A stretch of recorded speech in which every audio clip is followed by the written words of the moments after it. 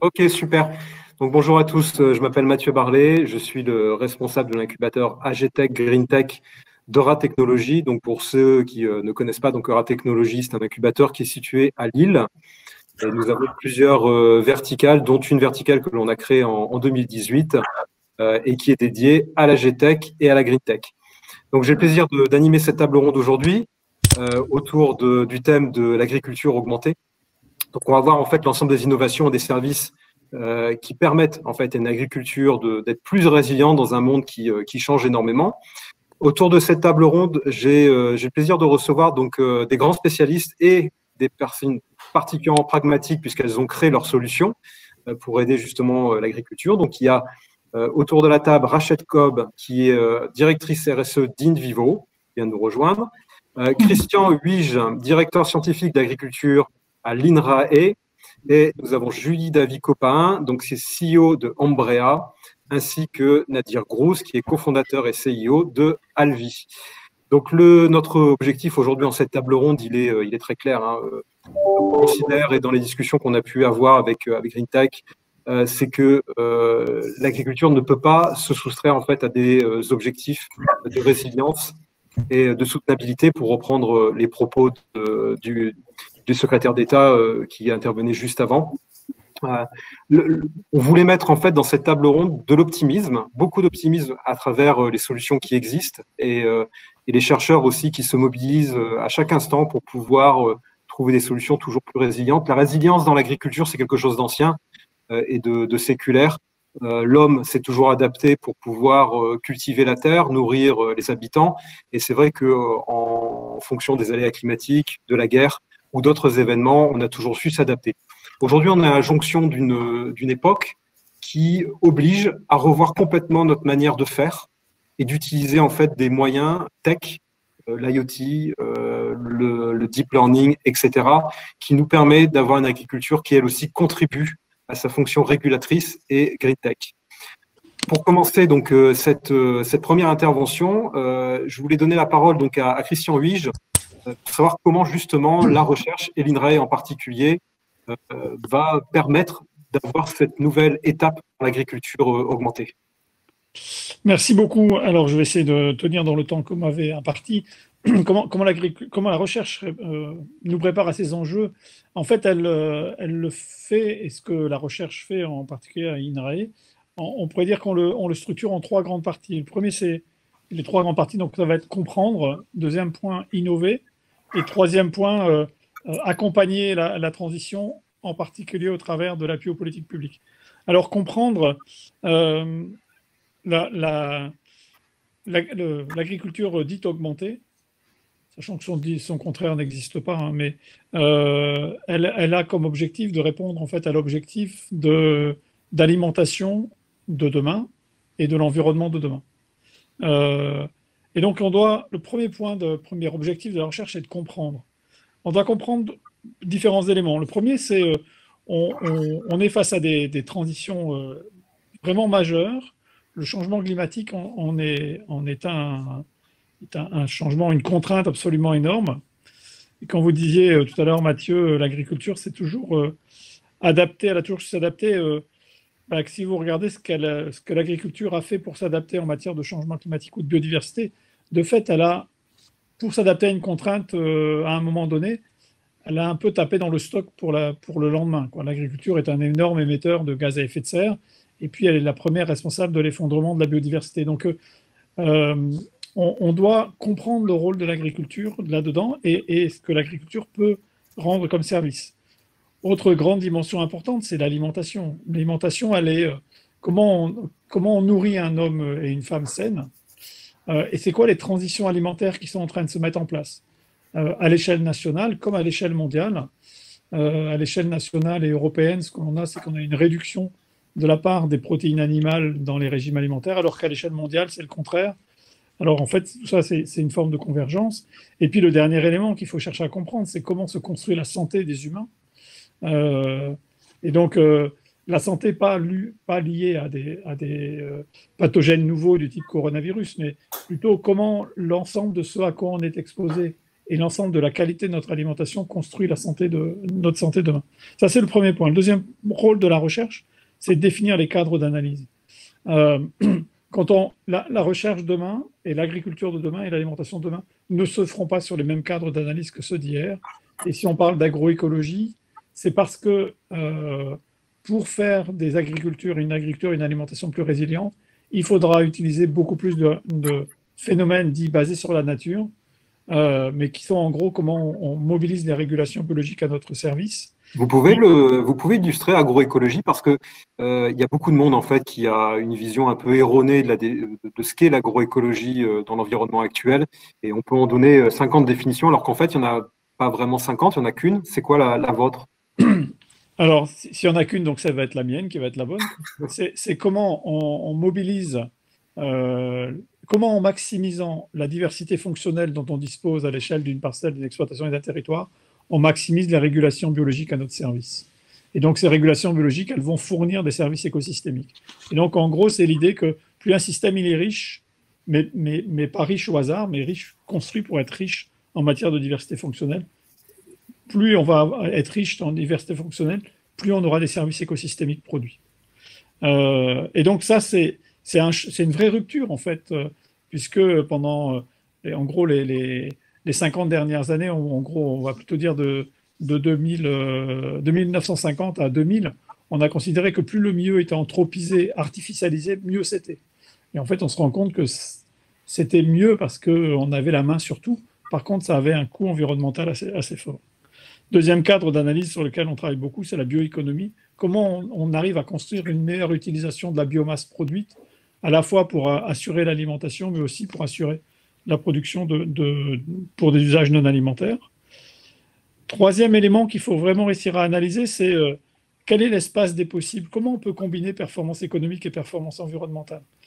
La représentation classique que tout le monde en a, c'est que si vous voulez améliorer l'environnement, il faut perdre en production. Et donc, en gros, comme si on était sur une ligne droite avec une relation négative totale. Et puis, à côté de ça, on a les 17 objectifs de développement durable qui donnent à croire que les 17 sont conciliables et donc l'espace à 17 dimensions peut être habité en totalité. En fait, ni la première explication ni la deuxième n'est vraie. En fait, ce qui se passe, c'est qu'il y a un espace des possibles. Et surtout, quand on creuse cette question-là, ce qu'il faut réussir à identifier, c'est quels sont les équilibres pour aujourd'hui, mais surtout comment se construit la tension entre aujourd'hui et demain. C'est-à-dire que tout le monde accepte qu'en économie, on ne peut pas créer une dette qu'on transfère à la génération d'après. Bon, en environnement, c'est pareil, on ne peut pas créer une dette qu'on transfère à la génération d'après. Et ce qui peut permettre d'aller vers ces espaces de possibles, c'est deux choses. C'est comment on accepte la diversité des formes d'agriculture. Et c'est un des défis, en fait, d'une agriculture augmentée. Si elle conduit, en fait, à une convergence vers une seule forme d'agriculture, de fait, elle aura loupé son objectif parce que, lié à la diversité des territoires, lié à la diversité des demandes, il faut une diversité d'offres d'agriculture. Et donc, comment on arrive à décrire et à accepter cette diversité. Et puis, le dernier élément qu'il faut comprendre, c'est le rôle de la territorialisation. En fait, on a tout compte fait peu pris en compte le fait qu'il fallait avoir des déclinaisons territoriales. C'est le changement climatique en fait qui nous pousse dans ce sens-là parce qu'il induit des différences très fortes entre les territoires. Et donc, comment on arrive à réfléchir à cette problématique de territorialisation? Ça, donc, c'est le grand bloc de comprendre et ça mobilise tout autant les questions du domaine, je veux dire, des sciences techniques et biotechniques que le domaine des sciences humaines et sociales. Donc ça, c'est le premier point. Le deuxième grand point, c'est donc innover. Et les innovations, il ne faut surtout pas opposer des innovations qui sont d'ordre technique, des innovations qui sont d'ordre biologique ou des innovations qui sont d'ordre organisationnel. En fait, il faut avoir tous les fers au feu et absolument utiliser tout ce qui est possible. En fait, on peut après assez facilement se dire, mais tout compte fait, qu'est-ce qu'on a dans le pipeline en matière de rupture très forte? Dans le domaine des technologies, il est évident qu'il y a des ruptures majeures dans le domaine du numérique, dans le domaine de la robotique, dans le domaine des automatismes, et qu'il faut réussir à faire coller avec les problématiques d'agroécologie que je mentionnais avant. Ça, c'est cette révolution plutôt liée donc à la technologie. c'est quelque chose de récent. Vous le situez quand sur l'axe du temps? C'est quelques années, une décennie, 2 décennies? Ben, pour le fait qu'il y ait de la recherche là-dessus, c'est 1 ou 2 décennies. Sur le fait que ce soit utilisé, c'est très, très, très récent. Il y a très peu de robots utilisés aujourd'hui à grande échelle. Il y a des démarches expérimentales et Dieu merci, c'est pour ça. Mais c'est pas généralisé. Par contre, des automatismes embarqués dans des conduites agricoles, oui, il y en a beaucoup. Il y a pratiquement tous les tracteurs aujourd'hui à l'échelle, dans tous les pays développés, ont un guidage GPS RTK, quoi. Donc, c'est des formes hybrides en fait qui se développent, quoi. Donc, ça, c'est le domaine des technos. Vous avez beaucoup d'innovations dans le domaine de la biologie parce que c'est lié à des découvertes majeures. Le fait qu'on découvre aujourd'hui qu'autour des organismes vivants, comme dans les animaux que nous sommes, on a un microbiote, change à peu près tout. En fait, on a découvert qu'il y avait un deuxième monde et que ce deuxième monde, il a un impact absolument considérable sur le premier. Alors tout le monde a lu les ouvrages sur le microbiote humain et puis on découvre aujourd'hui le rôle que ça a sur des maladies chroniques. Mais ce qu'on découvre, c'est le fait qu'il y a un microbiote autour des végétaux qui va déterminer au niveau des racines l'assimilation des ressources alimentaires et au niveau des parties aériennes assurer une protection contre les agresseurs. C'est autre grand domaine de découverte, c'est ce qui concerne l'écologie chimique. En fait, on découvre aujourd'hui que les insectes ne se déplacent pas au hasard, ça on le savait depuis un certain temps.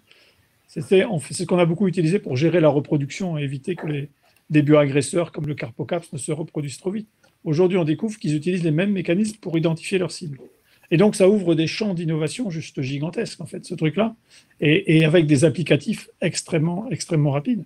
Puis le dernier domaine qu'on peut citer dans le domaine de la biologie, c'est tout ce qui concerne la génétique et l'édition des génomes. Alors, quand on dit édition des génomes, tout le monde dit égal OGM. Mais en fait, c'est l'idée que les génomes, on peut les modifier lettre par lettre, et ce qui suppose d'avoir très très bien compris ce que signifiait l'ensemble du génome, et puis de réussir à faire des constructions. Donc ça, c'est des ruptures dans le domaine des sciences biologie, et puis dans le domaine des sciences humaines et sociales, il y a là aussi des ruptures et des vraies nouveautés. Le fait que l'on voit arriver beaucoup en agriculture, dans le domaine de l'agriculture, de l'alimentation, des démarches de type Living Lab, où dans un même endroit, dans un même territoire, on fait travailler ensemble, on fait agir ensemble l'ensemble des bénéficiaires d'un système, mais en mettant à la fois les bénéficiaires directs, donc ceux qui sont opérateurs, mais les bénéficiaires indirects d'un processus, c'est quelque chose qui est fondamental. Et ça fait beaucoup le lien avec d'ailleurs toutes les démarches numériques, Internet des objets. C'est que quand on fait travailler des gens ensemble, ils vont travailler ensemble à partir du moment où il y a peu d'asymétrie d'information. Et le numérique est quelque chose de remarquable de ce point de vue-là, parce que vous pouvez partager beaucoup et donc réduire les asymétries d'information. Ça conduit, toutes ces dimensions-là de rupture, conduit à devoir faire évoluer beaucoup les partenariats à l'international et au niveau national et au niveau local. À l'international, ce que l'on voit se dessiner aujourd'hui, et nous on le voit beaucoup dans le partenariat international que l'on a avec d'autres organismes de recherche, c'est l'importance de porter une vision. En fait, quand vous, Mathieu, vous introduisez l'idée de agriculture augmentée pour une agriculture plus pertinente, en fait, ça donne une vision de demain. Et c'est l'élément essentiel dans tous les partenariats, c'est la construction d'une vision extrêmement ambitieuse. Au niveau national, on voit évoluer des modalités collaboratives et on voit se renforcer les partenariats publics-privés. Puis au niveau local, on expérimente beaucoup. Nous, on est impliqués dans 7 des 24 territoires d'innovation qui ont été validés l'année dernière. On investit beaucoup dans ces démarches-là parce qu'elles sont des vraies ruptures sur les façons de travailler. Alors, pour réussir à faire comprendre, à faire bouger tout ça, il y a un point qui est essentiel, c'est comprendre les mécanismes d'adoption. On a, dans le domaine agricole, on hérite d'une période où on hérite d'une représentation plutôt, qui est que l'adoption, elle se fait, et donc la diffusion, se fait par un mode totalement automatique, incarné par cette expression qui n'a aucun sens, qui est le développement par-dessus la haie. En fait, on sait que ça ne marche pas comme ça, qu'il y a des résistances absolument considérables à la diffusion, et qu'il faut comprendre les processus d'adoption, comprendre comment les acteurs interagissent les uns avec les autres pour adopter. Et donc cet élément-là, il est majeur. Puis le dernier élément, le dernier bloc que je voulais développer, et peut-être que je suis en train de dépasser mon temps, c'est de réussir pour qu'un système bouge, donc pour qu'il y ait des innovations et qu'elles se mettent en place, il faut que ce soit totalement en cohérence avec les politiques publiques. Et donc c'est un des rôles de la recherche de venir en appui aux politiques publiques, de fournir une expertise, de fournir des évaluations ex ante et ex post de politiques publiques. Et donc à INRAE, on a investi largement là-dessus, ce qu'on pourrait qualifier des politiques basées sur la science, et c'est quelque chose d'extrêmement important. Et dans les éléments dont on a besoin pour réussir à faire ça, j'aurais tendance à dire qu'on en a besoin de trois, en particulier dans le domaine agricole. Le premier, c'est de réussir à faire des expertises de l'ensemble des savoirs, sachant qu'une expertise d'un ensemble de savoirs n'est jamais de dire la vérité, c'est ça. Parce qu'il y a, en particulier en biologie, il n'y a jamais de connaissance finale. En fait, on est toujours en train d'explorer. Ça, c'est le premier point. Le deuxième point, ce qui est très, très important, c'est d'être capable d'évaluer,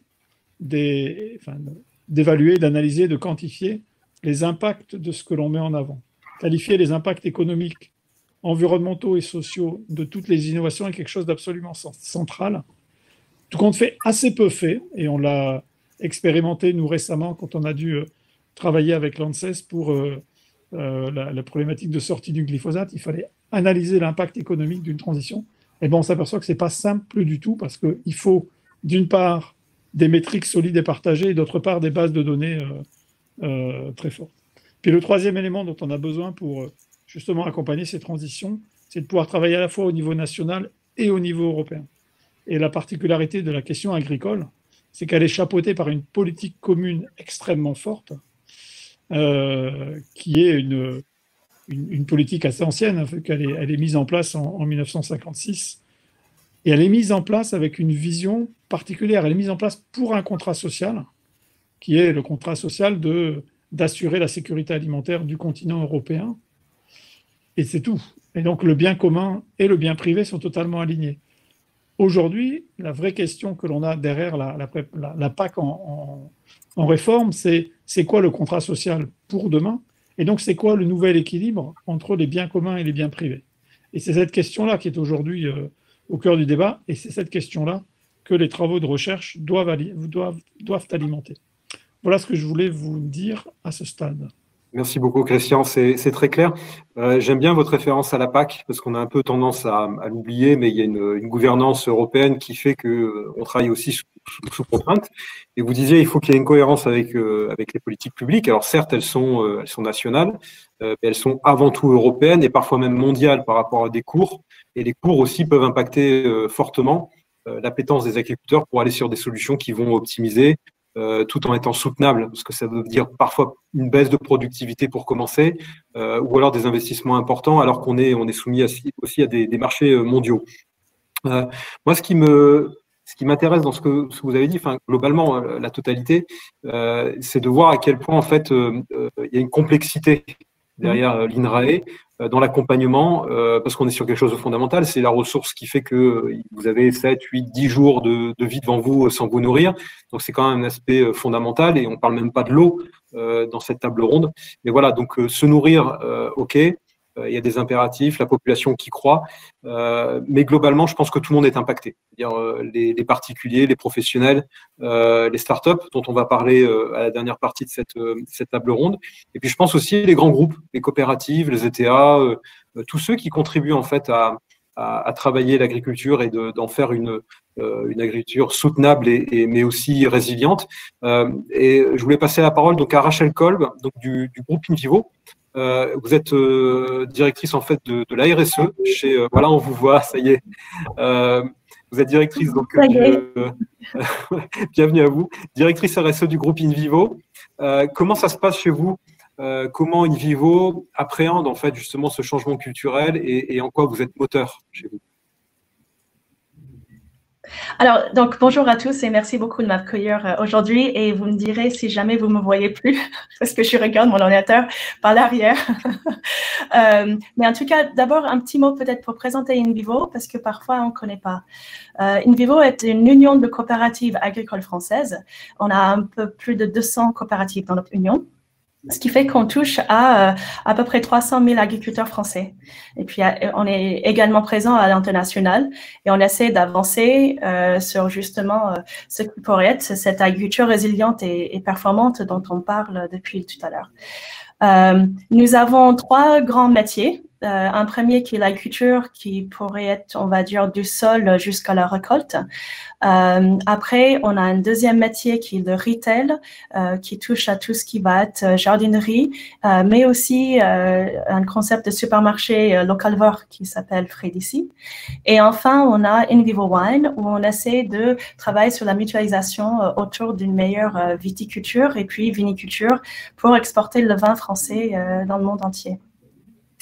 Et ce qui est important, c'est que c'est le rôle qu'on nous donne à InVivo, c'est vraiment de fédérer les coopératives pour accompagner la transition vers une agriculture plus durable et une meilleure qualité d'alimentation.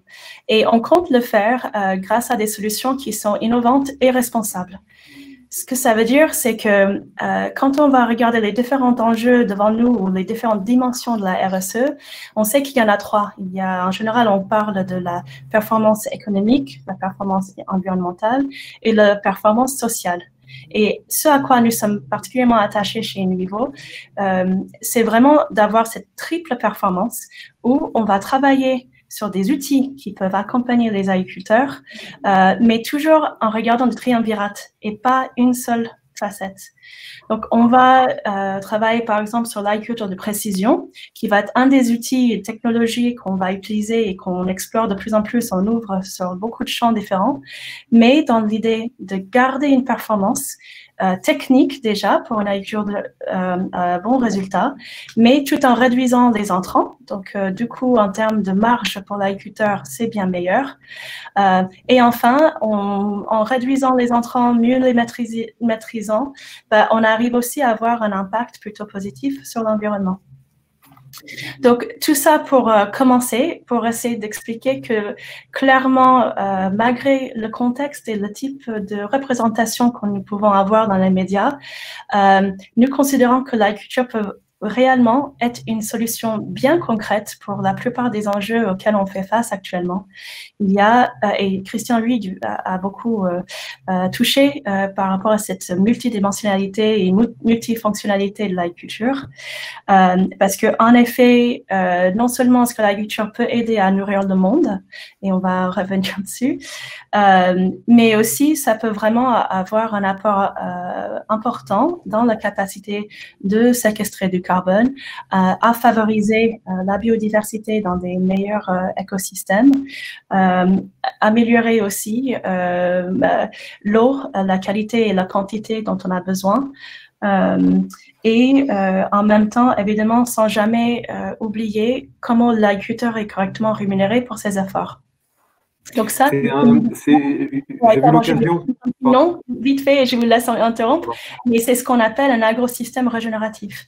C'est-à-dire qu'on va être vraiment dans cette logique d'aller sur toute la chaîne de valeur et réussir à répondre aux besoins à la fois de l'agriculteur, mais aussi aux consommateurs qui cherchent une alimentation plus saine et sûre, mais avec une équation économique qui tient la route aussi.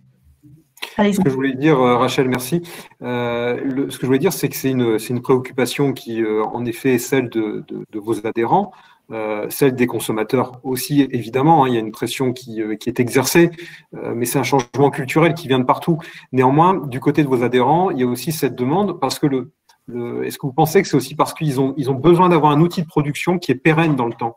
On a peur du lessivage des sols, on a peur d'avoir une productivité qui est moins bonne. Et ce que le grand public n'arrive pas à comprendre, c'est que vous, en tant que coopérative, InVivo est aussi là pour faire en sorte que vos adhérents aient des terres qui soient pérennes et pouvoir les transmettre de génération en génération. Et ça, c'est vrai que pour le grand public, c'est difficile à entendre. Ils ont toujours l'impression qu'on est en train de faire quelque chose de déraisonnable, alors qu'en revanche, ce n'est pas du tout le cas. On est à le faire le plus raisonnable possible avec l'état des connaissances qui viennent d'INRAE, par exemple, ou des startups qui apportent de la nouveauté. Et InVivo, vous êtes là aussi pour fédérer tout ça. Vous êtes un peu un fédérateur, finalement, de toutes les solutions. Alors, on est un fédérateur, mais on souhaiterait aussi jouer un rôle dans la capacité de monter en échelle. Donc, si je peux répondre d'abord à la première partie de votre question et puis la deuxième, c'est que, bien sûr, on a beaucoup de connaissances et INRAE, évidemment, est également un partenaire très important pour nous. On travaille de plus en plus sur effectivement le sol pour s'assurer qu'on va vraiment pérenniser la productivité. C'est très important. On regarde avec de plus en plus d'acuité les rotations des cultures et comment on arrive à finalement intensifier la production de biomasse. Parce que ça, c'est un autre mythe qui court un peu partout, comme quoi il faudrait programmer la décroissance et la rationalisation. Alors que finalement, comme l'avait expliqué bien Christian Huyck tout à l'heure avec sa définition d'agroécologie, en fin de compte, quand on intensifie l'utilisation et le retour de biomasse aussi au sol, en fait, on peut produire plus et mieux, et c'est même le fait de produire plus qui nous permet de produire mieux. Mais si j'arrive du coup à votre deuxième partie des questions, c'est que ce qui me semble le plus important, c'est du coup la mesure et l'évaluation. Jusqu'à là, on n'avait peut-être pas mis autant d'importance là-dessus. Et donc, les choses qu'on mesurait, pour le PAC, par exemple, on allait regarder peut-être le taux de fréquence d'apporter des entrants ou des choses comme ça. Aujourd'hui, nous, chez InVivo, concrètement, on est en train d'avancer sur beaucoup d'outils qui sont simples d'usage ergonomique pour les agriculteurs, mais qui permettent à mieux mesurer exactement ce qui est cet impact des pratiques et aussi mieux déterminer quelle pourrait être la bonne démarche de progrès à poursuivre pour chacun des agriculteurs, des exploitations, puisque c'est toujours une situation très locale et donc il faut forcément avoir quelque chose de customisé, adapté par rapport à la situation locale. Mais on va travailler du coup dans ce pilotage qui est ensuite tracé. Et donc, pour pouvoir mesurer qu'on ait bel et bien un impact positif sur les sols, l'eau, la séquestration du carbone ou la réduction des émissions, la refonte de biodiversité, ces choses-là doivent être tracées. Et nous avons, donc on a déjà beaucoup d'outils là-dessus chez nous et on est en train d'en mettre au point encore d'autres. Et évidemment, en termes de AgTech, on s'appuie sur pas mal de IoTA, des objets connectés qui permettent aussi à faciliter la remontée des données.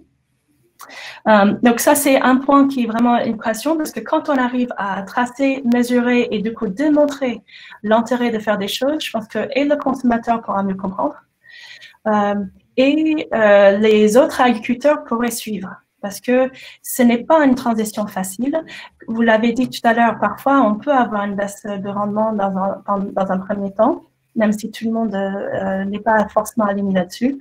Néanmoins, nous, on a besoin, nous InVivo, quand on touche à un si grand nombre d'agriculteurs et qu'on essaie de traiter avec des industriels l'aval qui ont besoin des gros volumes, on est obligé de regarder comment est-ce qu'on arrive à monter en échelle. Et donc, cette traçabilité, la mesure, l'évaluation vont être une partie de l'équation.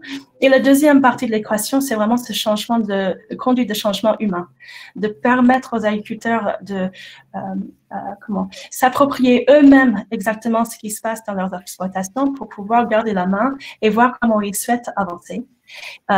Donc, nous avons aussi en place un réseau qui s'appelle FermLeader, qu'on utilise déjà pour tester l'AgTech, pour voir quels sont les différents types d'outils qui peuvent réellement apporter un gain de performance pour les agriculteurs, mais aussi où ils peuvent également échanger entre eux pour créer une émulation et se rendre compte de vraiment ce qui sont les outils et les recettes qui peuvent marcher, qui peuvent par la suite mettre à leur propre sauce.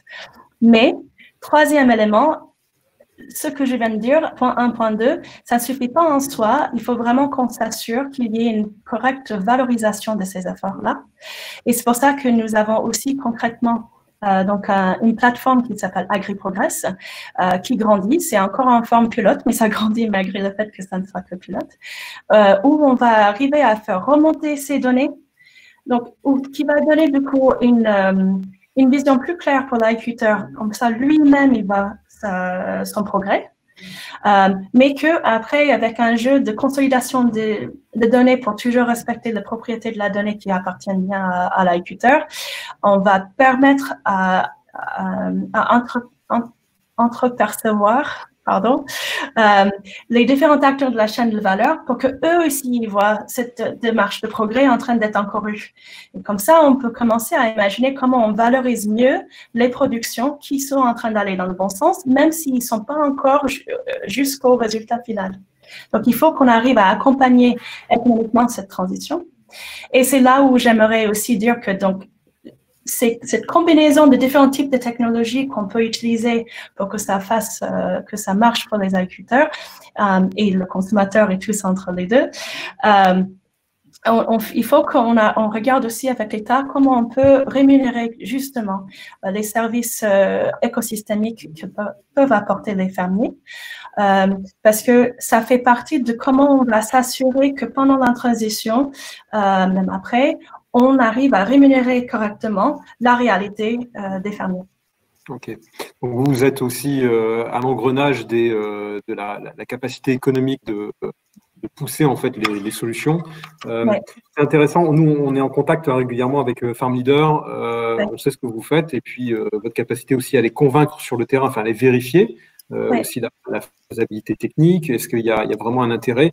Et puis aussi d'aller fédérer une communauté qui a envie d'essayer la solution, parce que le plus complexe, c'est d'adopter ces changements. Alors, ça fait une transition peut-être par rapport aux deux intervenants qui viennent. Merci beaucoup, Rachel, pour les explications sur InVivo. Il y a InVivo Quest aussi. Vous nous en dire deux mots avant qu'on passe au... Oui, très brièvement. Et puis après, d'ailleurs, parce que Ombrea fait partie un petit peu de l'aventure, ça fait plusieurs années, en fait, qu'on a lancé InVivo Quest, où on va regarder dans différentes régions du monde quelles sont les nouvelles technologies qui sortent autour de l'agriculture, nourriture, etc., même la bioéconomie. Et comme ça, on est en veille constant et pas simplement veille passif, mais aussi même interaction, où du coup, quand on a des lauréats, on arrive à revenir avec leurs solutions pour les tester. Et ça peut aller d'une technologie tout simplement, on va dire, écologique, comme la dernière fois où on regardait des capsules biodégradables pour mieux déployer de la biocontrôle, mais aussi d'autres capteurs, comme je disais, des objets connectés ou des solutions comme telles que Ombrea avait expliqué, pour voir toujours comment on arrive à avoir cette triple performance pour le milieu agricole. Donc là, vous allez chercher le meilleur de la technologie et du tech, ouais, de la G-Tech ou du Green Tech dans le monde. Il faut aussi rappeler que c'est une démarche mondiale et européenne. Parmi les leaders, vous avez, et parmi vos lauréats, vous avez notamment Ombrea, mais pas que. Je vous invite vraiment à regarder ce que fait InVivo Quest. Justement, on parlait de cette difficulté, d'aller convertir les agriculteurs. C'est pas évident, surtout quand on lance une start-up. Donc moi, j'aimerais avoir le témoignage de start-up qui performent aujourd'hui sur ce monde. Et en commençant d'abord par Julie. Julie, donc tu es CEO d'Ombrea. Comment ça s'est passé, toi, en fait, au lancement? Comment t'es venue l'idée? Qu'est-ce que tu proposes pour justement être plus innovant et puis plus résilient pour cette agriculture et les contextes aussi, on va dire, météorologiques qui varient très, très vite? Bonjour à tous et merci Rachel en préambule, on est vraiment ravis aussi de la collaboration avec InVivo. Écoutez, alors nous, donc avant de vous raconter l'histoire d'Ombrea, je vais répondre à ta première question sur l'approche du milieu agricole lorsqu'on entreprend dans le milieu agricole. Alors nous, on a créé Ombrea il y a 4 ans aujourd'hui et donc on est clairement issu du milieu agricole puisque je suis associée donc à mon père qui est agriculteur et j'ai grandi dans ce milieu-là toute ma famille travaille dans le milieu agricole. Donc, c'est un milieu qui a ses propres codes et que l'on n'aborde pas comme n'importe quel autre secteur d'activité.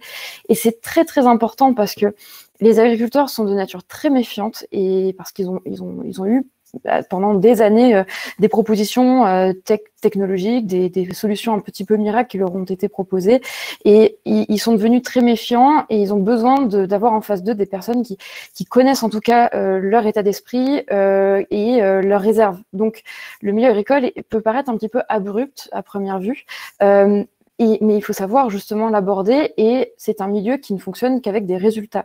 C'est-à-dire qu'un agriculteur ne croira jamais sur parole, il croira aux actes, il aura besoin de voir et il aura besoin de tester aussi la solution pour dire oui, ça fonctionne et ensuite le bouche à oreille fonctionnera. C'est toujours de cette façon-là que fonctionne le milieu agricole. Donc c'est la raison pour laquelle on voit beaucoup de startups qui sont dans l'agritech et qui sont cofondées ou qui embauchent sinon des personnes qui sont issues du monde agricole ou elles-mêmes agriculteurs, agricultrices. Et donc nous, Ombrea, ce qu'on propose, c'est une solution qui protège les cultures de plein champ, donc les cultures comme on va se positionner sur la viticulture, arboriculture, maraîchage, horticulture de plein air, et ce sont des solutions qui s'installent donc au-dessus de ces cultures-là et qui vont les protéger des aléas climatiques, donc tout ce qu'on connaît aujourd'hui, hein, la sécheresse, les gelées, la grêle notamment, qui impactent de façon très violente les agriculteurs et leurs exploitations et donc la pérennité économique aussi de leur activité. Et cette solution-là, ce qui fait aussi qu'on est allé vite, puisqu'aujourd'hui, on est quasiment 30 personnes dans la structure, on a levé plus de 4 millions d'euros, on a des partenariats très solides. C'est parce qu'aussi, ce constat-là lié au changement climatique, cette sensation de perdre quasiment une année de travail en l'espace de quelques heures ou de quelques jours, on l'a nous-mêmes vécu sur l'exploitation. Et donc, on a été en mesure aussi de comprendre très vite ce que le marché attendait sur ce secteur d'activité, donc la protection climatique de plein champ, et c'est comme ça qu'est née justement notre solution. Et puis après, toute la... Il y a combien de temps que tu as commencé à travailler sur cette solution, Julie? Il y a 4 ans. Il y a 4 ans, en fait, à l'issue il y a eu un gros épisode de sécheresse. Nous, on est originaire du Sud-Est, on est installé à côté d'Aix-en-Provence. Et nous, sur l'exploitation que l'on avait donc de ma famille, sur de l'horticulture, on a perdu un quart de notre récolte l'été 2016 à cause d'un gros épisode de sécheresse et on s'est retrouvé complètement démunis. Donc, c'est vraiment parti de là et tout de suite, on a été très focus solution. Il faut que ça marche et il faut qu'on puisse avancer des sites pilotes pour que les agriculteurs puissent venir voir à quoi ressemble la solution pour pouvoir justement franchir le pas et pouvoir se l'offrir. Et tu vois, ça évolue, en fait, tu le ressens depuis 2016, ces changements climatiques dans le Sud, parce qu'on est un peu partout en France aujourd'hui à t'écouter, et pas forcément que dans le Sud, évidemment. Est-ce que on voit les problèmes climatiques qu'il y a en ce moment, d'inondation, etc., mais en termes de sécheresse et de soleil, vous voyez une forte différence depuis quelques années? C'est sensible ou très sensible? Alors, je ne suis pas dans un labo de recherche, donc moi, ce que je peux vous dire, c'est du vécu terrain. Donc après, je pense que Christian, lui, pourra plus contextualiser d'un point de vue beaucoup plus macro que ce que je vais le faire. Mais oui, on le voit clairement. Et surtout, je dirais que on l'a vu hein, ce week-end, notamment dans les Alpes-Maritimes, ça a été assez catastrophique, hein, ce que nos voisins ont vécu. Nous, ce qu'on a remarqué, c'était une année très chaude encore cet été, avec des agriculteurs qui nous ont appelés justement pour ce phénomène de sécheresse, des vendanges qui ont commencé encore très tôt dans certaines régions de France cette année encore. Et surtout, nous, on est beaucoup contactés pour tous ces phénomènes soudains, comme la grêle notamment. On a de grosses problématiques autour de la grêle qui sont imprévisibles et d'une violence extrême. Et ça rend les agriculteurs... Déjà les agriculteurs exercent un métier qui est déjà très difficile et où on est très dépendant de la météo. Si la météo est de plus en plus imprévisible et ne répond plus du tout au cycle des saisons, ça devient extrêmement compliqué. Là, vous voyez, il y a un grand soleil derrière moi, il fait quasiment 20 degrés, alors qu'il y a 2 jours, on n'était même pas à 10, quoi. Donc, voilà, c'est du vécu et c'est vrai que quand on sait combien les végétaux sont sensibles à la moindre variation climatique, oui, c'est un vrai enjeu, ça c'est clair. Et là, ta solution, en plus, elle est très pratique parce que finalement... je ne sais pas si on n'est pas rentré dans le détail de ta solution technique, mais elle s'adapte autant pour empêcher, donc en déployant Ça empêche le soleil, mais ça empêche, tu disais aussi la grêle. Comment vous vous adressez à quel public? C'est plutôt soleil, ou alors tous les aléas sont concernés aujourd'hui par Ombrea? Alors, nous, déjà, on ne fait pas un parasol pour culture. Donc, parasol géant pour culture, c'est un petit peu facile, oui. Et ce serait trop facile à faire, justement. Donc, non, nous, on fait de la régulation climatique sur les cultures de plein champ. Donc, en fait, je vais vous le mimer, on a un système comme ça qui va s'ouvrir et se fermer un peu comme des volets. Et en fait, en s'ouvrant et se fermant comme ça, on va pouvoir modifier la lumière et donc la température aussi, l'humidité au sol. Et on va pouvoir recréer, en fait, un écosystème propice au bon développement des plantes en fonction de leurs besoins. Donc nous, le cœur de notre sujet, c'est de savoir ce dont la plante a besoin dans tel ou tel cas de figure, selon telle ou telle famille de culture installée sur tel ou tel climat, à tel ou tel moment de son développement, et lui apporter ce dont elle a besoin en termes d'écosystème, ce que le climat aujourd'hui ne permet plus de lui apporter. Donc on va à la fois pouvoir réguler toutes les problématiques de sécheresse, mais aussi de gelée. On a eu des bons résultats sur les gelées de printemps notamment, et on va travailler aussi sur tout l'aspect qualitatif aussi des récoltes. On a vendangé sous ombrière la semaine dernière, on a réussi à décaler les vendanges.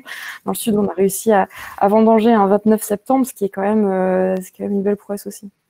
C'est pas tout type de culture, évidemment. Les cultures qui sont les plus demandeuses de ta solution sont lesquelles? On va être sur des cultures d'extérieur à bonne valeur ajoutée. On ne va pas se positionner sur les grandes cultures céréalières. On va plutôt être sur de la viticulture, de l'arboriculture, le maraîchage. En été, on a fait une expé aussi cet été sur tous les légumes d'été, courgettes, tomates, poivrons, etc. Et on va être aussi sur l'horticulture, évidemment. On a eu des très très bons résultats sur une culture de niche, qui est la culture de la pivoine, qui est très répandue dans le sud-est de la France notamment, où on a pu enregistrer 17% d'augmentation de rendement sur cette culture-là, sous ombrière. C'est ce qui est intéressant aussi dans ce que tu dis, c'est l'amélioration du rendement avec une solution technique. 17%, donc ça fait économiser de l'argent. Enfin, il y a quand même un coût à tout ça. Ta solution, elle est vendue, elle est louée. Comment ça fonctionne en fait la distribution? Alors, je précise, le rendement, ça vient en plus, nous, l'objet principal de notre travail, c'est vraiment de la protection climatique, voilà, ouais. Et de faire en sorte que la plante soit en meilleure santé et qu'elle grandisse dans des meilleures conditions. Et évidemment, une pivoine, par exemple, une seule pivoine consomme 23 litres d'eau en moins sous ombrière qu'une pivoine hors ombrière. Donc, ça permet de visualiser aussi l'impact global sur les plantes. Et alors, au niveau du circuit de commercialisation, ça dépend vraiment du client. On va pouvoir. Ce qui est intéressant, c'est que comme on est issu du milieu agricole, on savait très bien que installer des ombrières ou s'offrir la techno pour un grand nombre d'agriculteurs, ce n'était pas possible en termes financiers. Donc nous, ce qu'on a mis en place, c'est une solution qui va pouvoir aussi produire de l'énergie photovoltaïque sur le toit des structures d'ombrières. Et en fait, l'énergie produite va couvrir l'investissement. Donc l'agriculteur va pouvoir s'offrir cet outil-là sans impact, en tout cas, sur sa comptabilité, sur ses investissements.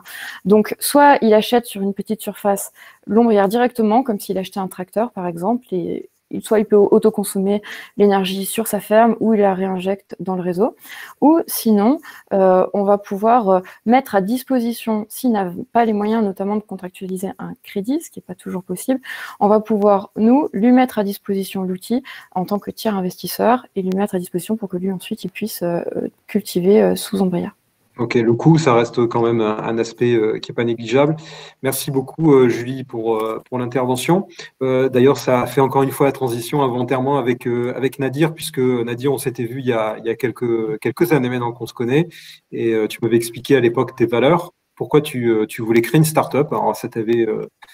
je trouvais que tu étais transporté par ce que tu me disais à l'époque, et encore aujourd'hui. Et puis, il y avait quelque chose, un des éléments en dehors de tes valeurs, ça veut dire, mais on ne peut pas faire des choses chères, c'est pas possible pour l'agriculture. Et j'ai trouvé un système beaucoup moins cher qu'ailleurs. Et c'est vrai que le coût, tu m'as dit, si je trouve pas quelque chose qui économiquement tient la route en termes de coût, il n'y a pas une manière d'apporter des choses où économiquement, ce n'est pas un impact trop fort au niveau de l'agriculteur, ça ne marchera jamais. Et donc, je vais chercher à faire quelque chose d'optimal et de pas cher. Ta société est lancée il y a peu de temps. Tu peux nous en dire plus sur la solution et comment. Moi, j'aimerais bien que tu commences d'ailleurs par comment l'idée t'est venue et sur quelle valeur tu t'es appuyé pour lancer la société Alvi. D'accord. Merci déjà Mathieu de m'avoir invité pour cette table ronde sur l'agriculture résiliente, comment finalement on peut avoir une agriculture augmentée prendre une agriculture plus résiliente. Je trouvais que les 3 points de Rachel sur à la fois l'enjeu économique, sociétal et environnemental, pour nous, c'était des valeurs qu'on partage dès le début. On s'est dit en fait qu'on pourra faire changer les lignes de manière massive en changeant rapidement en fait l'impact, que si on est capable en fait d'avoir ces 3 triptyques-là.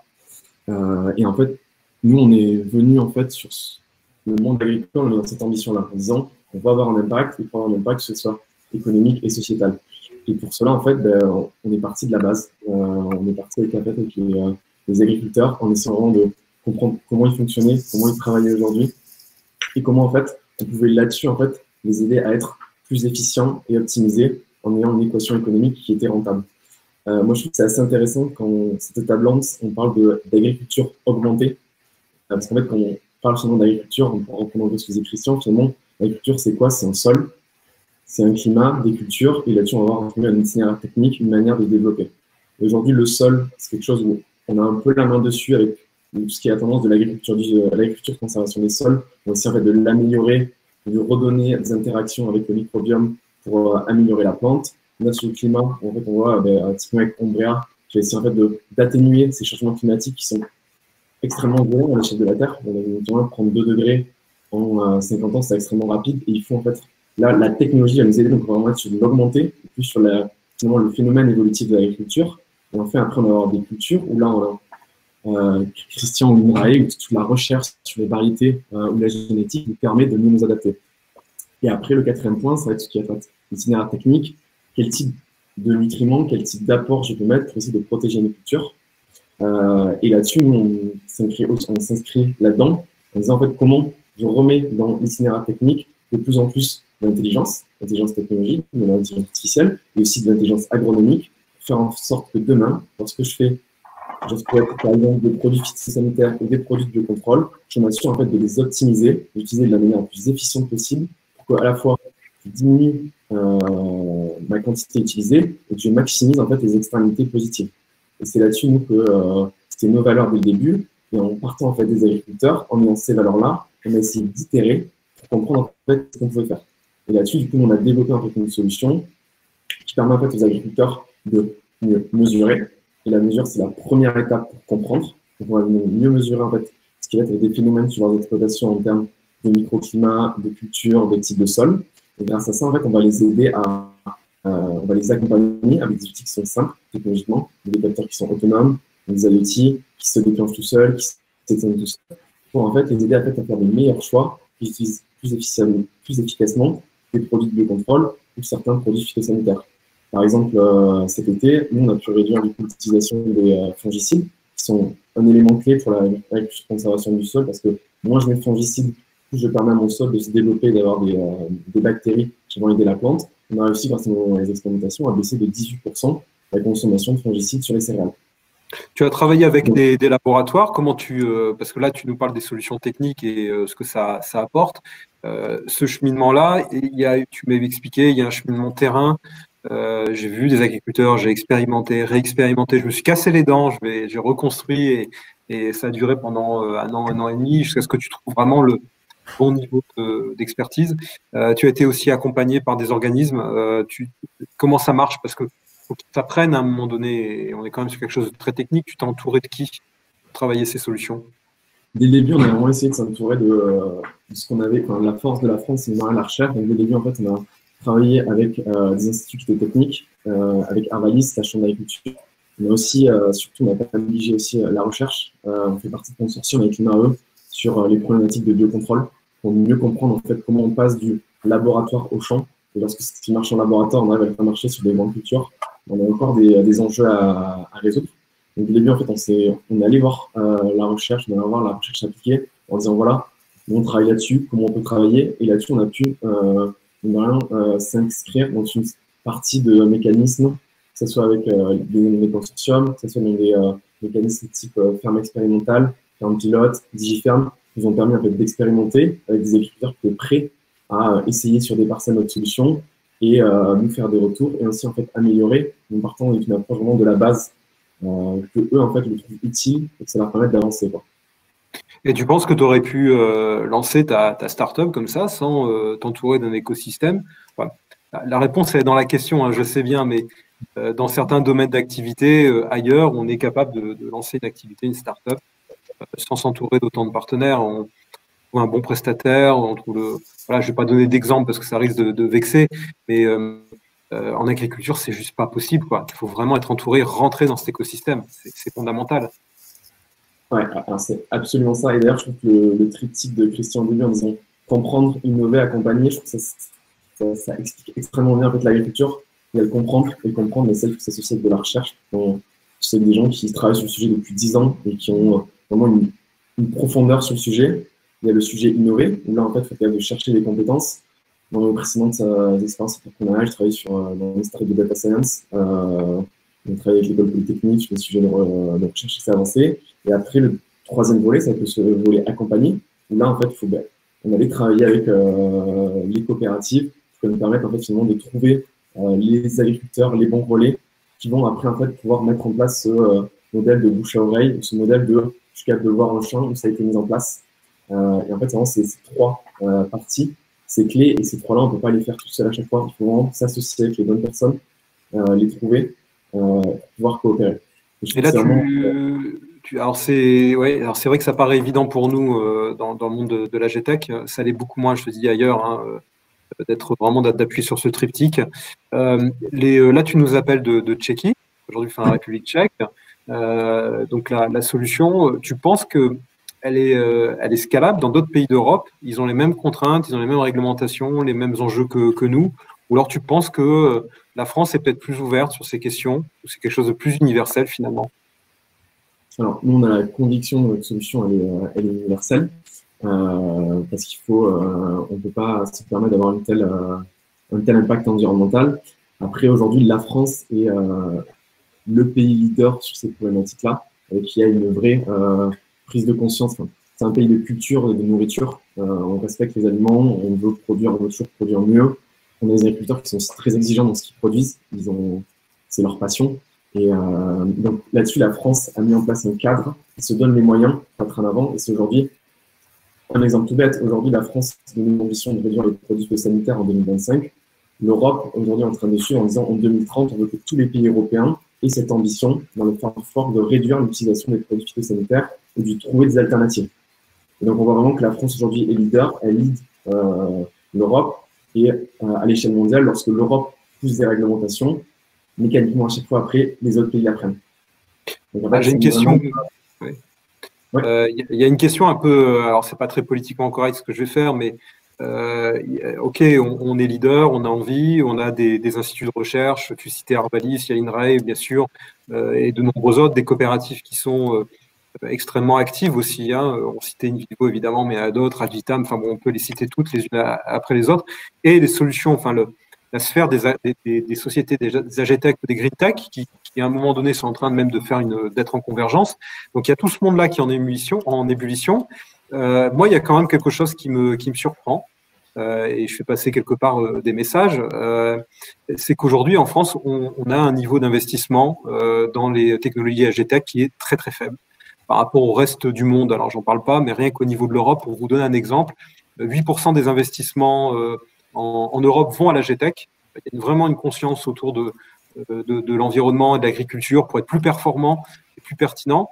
Dans le monde, il y a des endroits où on est à hauteur de 15%. Les États-Unis, le nord de l'Amérique. Je parle même pas des États où pour eux c'est une question de survie, comme Israël, comme l'Ukraine, et puis dans une autre mesure l'Inde ou la Chine. En France, c'est 3%. 3%, ça fait des années que ça dure, qu'on est presque 3 fois en dessous de la moyenne européenne. C'est quelque chose que vous sentez qui change, parce qu'on a quand même besoin de cet argent du privé. Julie, je te vois réagir. Tu penses que l'argent revient ou on est encore sur des niveaux faibles par rapport à nos voisins? C'est un vrai sujet. Là-dessus, je crois que c'était 90% des investissements ces 5 dernières années qui ont été trustés par les US et l'Asie dans l'agritech. C'est énorme, quoi. Oui, moi j'ai l'impression que c'est vraiment en train de changer, dans le sens où nous, il y a 4 ans, lorsqu'on a créé Ombrea, on n'était pas très nombreux dans l'agritech. Tandis qu'aujourd'hui, moi je découvre une nouvelle start-up dans ce domaine-là quasiment toutes les semaines et on est vraiment très très dynamique et je trouve qu'on est vraiment en train de surfer sur une sorte d'énorme croissance de ce secteur d'activité au sein des startups ici en France, pour toutes les raisons que Nadir était en train d'évoquer, notamment sur le lien qui nous lie avec nos agriculteurs et l'agriculture française. Et je rajouterais aussi maintenant, la vraie différence qu'on a pu constater ces 5 dernières années, c'est que chaque startup de l'agritech qui se crée intègre forcément des thématiques en lien avec l'environnement. C'est-à-dire que aujourd'hui, on ne peut plus entreprendre dans l'agritech sans s'interroger sur l'impact environnemental, sans s'interroger sur le modèle qu'on avait envie de construire. C'est-à-dire que une entreprise qui allait être dans les capteurs il y a 4 ans, aujourd'hui va s'interroger sur comment optimiser l'irrigation, comment faire en sorte de moins utiliser les ressources. Et ça, c'est systématique dans toutes les startups qui se créent aujourd'hui. Et tant mieux, parce que ce qu'on peut voir, et ça c'est vrai, on arrive à le quantifier, c'est que les clean tech, on le voit en poupe et sont très facilement finançables. En tout cas, on a des fonds dédiés, notamment en France, qui sont très dynamiques sur les clean tech et qui continuent à se créer et qui cherchent en continu quasiment des nouvelles startups qui se positionnent justement sur cette thématique-là. Donc ça vient, on sent une traction qui retourne, même si 90% des investissements sont trustés par les États-Unis. Donc il y a une compétition qui est internationale. Hein. L'enjeu, il est pas lié dans les Hauts-de-France, à Paris, dans le sud de la France, ni en Europe. L'enjeu, il est planétaire. C'est aussi ce que tu m'avais dit, Nadir. Je me souviens, dans une conversation, tu m'as dit, moi, si c'est pas conforme à mes valeurs, je crois, enfin, tu es issu aussi d'une famille d'agriculteurs, donc tu sais ce que c'est de travailler la terre. Et tu m'avais dit, les ressources ne sont pas inépuisables et j'ai envie d'y contribuer quelque part. Et que de toute façon, la transformation, elle était en marche. Et moi, quand tu m'avais dit ça, je t'avais pas vraiment cru. Enfin, moi, je venais plutôt du conventionnel, on va dire. Je me disais, ouais, mais ok, mais tout ça, c'est bien, mais la productivité, c'est ce qui est plus important. Et tu m'as dit, non, tu verras, les choses vont changer. Et c'est vrai qu'on voit ce retournement de situation. Ok, parfait. Moi, peut-être un mot de la fin, pour Nadir. S'il y a nos entrepreneurs qui sont à la salle d'à côté, qui nous regardent, qui sont dans la GTech et dans la Green Tech, si tu avais un seul conseil à leur donner, tu dirais quoi? En un mot, qu'est-ce qu'il faut faire? Il faut de la résilience. La résilience? Pour expérimenter, pour toujours se remettre en question et réessayer. C'est comme ça aussi qu'on gagne la confiance des gens. Ok. Julie, en un mot, ce que tu leur conseilles? Il y en aura 2, ouverture et modestie. Parler avec les gens qui exercent le métier. Ok, très bien. Rachel, un mot pour les… alors, je prêche pour ma paroisse, hein, pour les startups qui nous écoutent. Un mot un conseil à leur donner en un mot? Ouais, utilité, performance. J'ai pu, en regardant un peu à travers le monde, parce que moi, ça me dérange pas trop si l'innovation n'est pas créée d'abord en France, mais surtout qu'on arrive à avoir accès à l'innovation. Mais on a vu beaucoup de gadgets. Et donc, ce qu'il faut, c'est vraiment qu'on s'assure que ça permette cet impact positif sur les 3 dimensions. C'est pas mon conseil. Avec un vrai problème, certains comprendront ce que je veux dire, avec un vrai problème à gérer. Christian, un mot, un conseil à donner à tous ceux qui veulent entreprendre dans la tech? Pour aller dans le sens de tout ce qui a été dit, ce qui fait sens, ce qui fait du sens pour aujourd'hui, ce qui fait du sens pour demain. Je pense que l'agriculture est par essence quelque chose qui est patrimonial, en sens où on crée quelque chose pour les générations d'après. Et il faut que ce qu'on fasse aujourd'hui ait du sens pour aujourd'hui et pour demain. On a peut-être un peu perdu cette profondeur de vue, on l'a un peu perdu ça, et quand Julie parlait tout à l'heure qu'elle avait développé quelque chose avec son père, on voit bien qu'il y a des problématiques intergénérationnelles, et ce sens-là, il doit être enraciné là-dedans. Ok, parfait. Ça fait une très belle conclusion, le sens. Merci à tous pour votre participation à cette table ronde. J'étais vraiment très heureux d'être parmi vous aujourd'hui et puis de passer ces messages. J'espère qu'ils auront été entendus. Et donc, à très bientôt. Merci à vous, Mathieu.